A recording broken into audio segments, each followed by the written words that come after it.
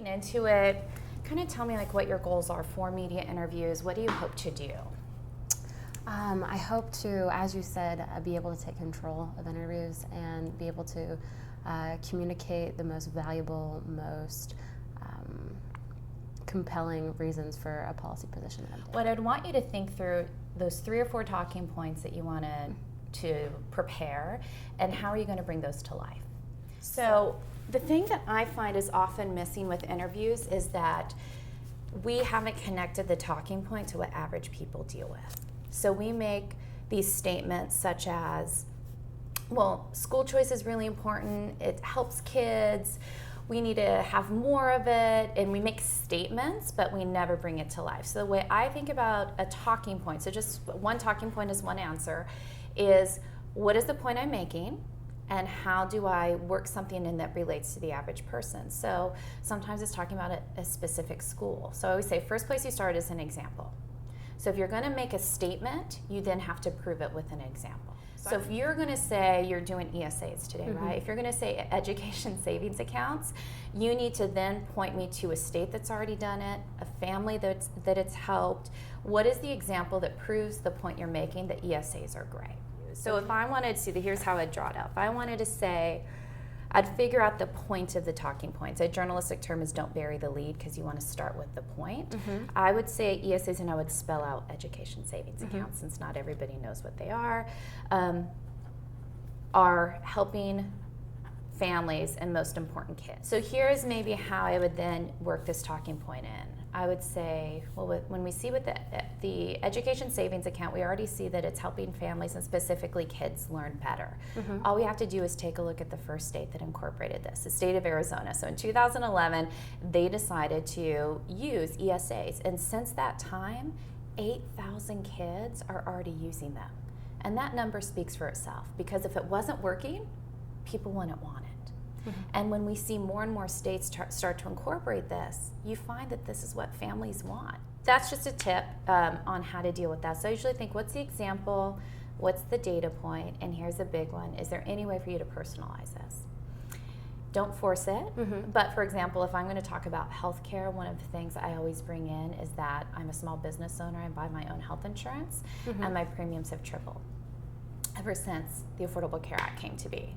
And then that shows that I'm coming through the lens of this being a personal situation for me, and I'm not just a pundit.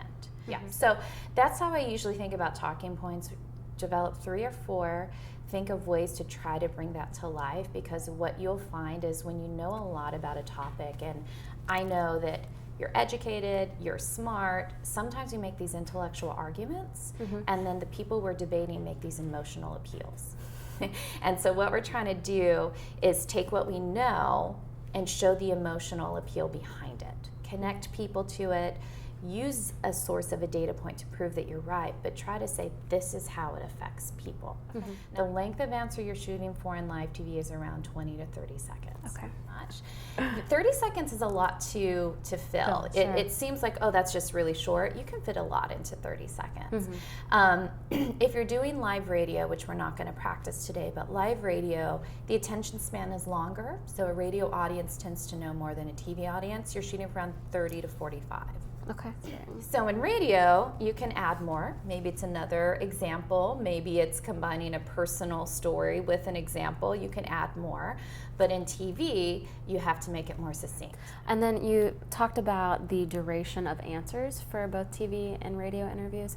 How long is the interview typically in total, and how many questions? Usually 2.5 minutes to 5 minutes long.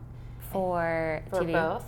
For live radio and live TV. Live radio has a lot more variety, I will say that. So my typical interview length is probably 5 minutes. But here's the thing is, as long as you get your top 3 or 4 points in at the beginning of the interview where the attention span is the greatest of the audience, it's fine.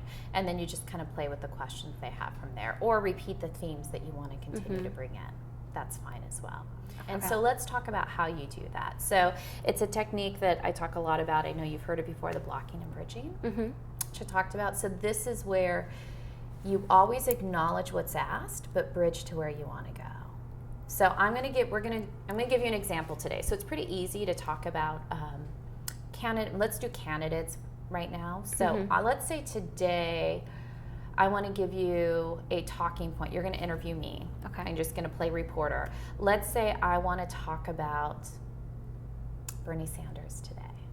Okay. And I want you to ask me a question about a candidate that's not Bernie Sanders. It could even be a Republican candidate. Mm-hmm. And then I'm going to try to block and bridge to Bernie Sanders. Okay, so go ahead and play reporter. I'll be the interviewee. Ask me a question about another candidate. I'm going to try to get to a Bernie Sanders talking point. Okay. What do you think about Donald Trump being a Republican frontrunner?